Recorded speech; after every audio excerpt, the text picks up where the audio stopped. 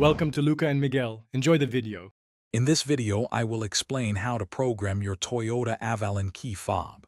First, sit in the driver's seat with all doors closed and unlocked. Insert the key into the ignition and remove it twice within 5 seconds. Close and open the driver's door twice. Insert the key and remove it once. Close and open the driver's door twice again. Insert the key into the ignition and close the door. Now turn the ignition from OFF to on and then back to OFF once. The power door locks should cycle, indicating your vehicle has entered programming mode. This confirms you're ready to register new key fobs. If the locks do not cycle, repeat the previous steps carefully.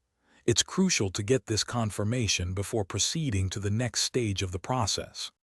To register a new key fob, press and hold both the lock and unlock buttons on the new fob simultaneously for 1 second. Release them, then immediately press and hold the lock button for 2 seconds. The door locks will cycle once to confirm the new fob is successfully registered.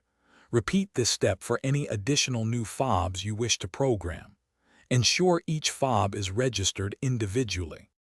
Finally, to exit programming mode, simply remove the key from the ignition. The door locks will cycle one last time, confirming you've successfully completed the process.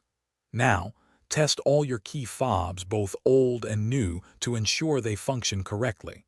Check the lock, unlock, and trunk release buttons.